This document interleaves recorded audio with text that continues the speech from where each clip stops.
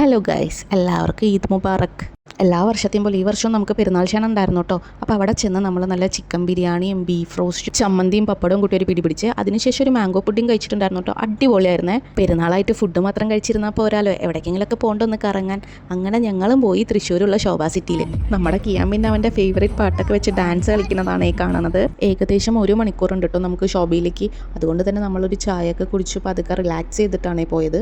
കേച്ചേരിയിലുള്ള tea സ്പോട്ടിൽ നിന്നാണ് നമ്മൾ ചായ കുടിച്ചത്. നമ്മൾ ശോഭയിലേക്ക് തന്നെ പോകാൻ 2 കാര്യങ്ങളാണ് ഉള്ളത്. അതിലൊന്ന് ഇതാണ് കേട്ടോ, ഉപ്പച്ചിയുടെയും മോൻ്റെയും ഫോട്ടോഷൂട്ട്. അങ്ങനെ നമ്മൾ അത്യാവശ്യത്തിൽ കൂടുതൽ ഫോട്ടോസും വീഡിയോസൊക്കെ എടുത്ത് അങ്ങനെ നമ്മൾ മാളുടെ അകത്തേക്ക് കടന്നു കേട്ടോ.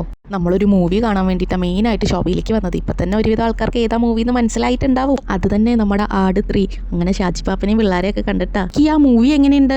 എനിക്കും കിയാനും മൂവി നല്ല ഇഷ്ടമായിട്ടോ. ഞങ്ങൾക്ക് മാത്രമല്ല, ഞങ്ങളുടെ കൂടെ ഉള്ളവരും നല്ലോണം എൻജോയ് ചെയ്ത് തന്നെയാണ് മൂവി കണ്ടത്. ശോഭയിൽ നിന്ന് നമ്മൾ നേരെ തോംസൺ കാസിലേക്കാണ് പോയത്. നമ്മളവിടെ എത്താൻ ലേറ്റ് ആയതുകൊണ്ട് റെസ്റ്റോറൻറ്റ് ക്ലോസ് ചെയ്തിട്ടുണ്ടായിരുന്നു. പിക്കപ്പ് മാത്രമേ ഉണ്ടായിരുന്നുള്ളൂ. സമയം ഇപ്പോൾ ഏകദേശം 10:30 കഴിഞ്ഞു കേട്ടോ. അപ്പോഴേക്കും തന്നെ ഒരുവിധം റെസ്റ്റോറൻ്റ് ഒക്കെ ക്ലോസ്ഡ് ആയിട്ടുണ്ടായിരുന്നു ഈ ഗ്യാസിൻ്റെ ഷോർട്ടേജ് കാരണം. അങ്ങനെ അവസാനം നമ്മൾ വൈറ്റ് ഹൗസിലെത്തി. പിന്നെ ഒന്നും നോക്കിയില്ല, ഇവിടെ തന്നെ ഫുഡ് കഴിക്കാമെന്ന് വിചാരിച്ചങ്ങോട്ട് കഴിച്ചു. ആഹാ, എന്ത് നല്ല മിറർ. എന്നാൽ പിന്നെ ഒരു സെൽഫി എടുത്തേക്കാം. അങ്ങനെ നമ്മൾ ഓർഡർ ചെയ്ത ഫുഡൊക്കെ വന്നിട്ട് എനിക്ക് പെപ്പർ ചിക്കനാണ് കൂടുതൽ ഇഷ്ടമായത്. നമ്മുടെ നാടൻ കോഴി കുരുമുളക് ഇട്ട് വെക്കില്ല, ആ ഒരു ടേസ്റ്റ് ആയിരുന്നേ. അങ്ങനെ ഫുഡൊക്കെ കഴിച്ച് വീട്ടിലെത്തുമ്പോൾ 2 മണിയായിട്ടോ. ഇനി ഇതുപോലത്തെ വീഡിയോസ് കാണാൻ വേണ്ടി ചാനലൊന്ന് സബ്സ്ക്രൈബ് ചെയ്യണേ.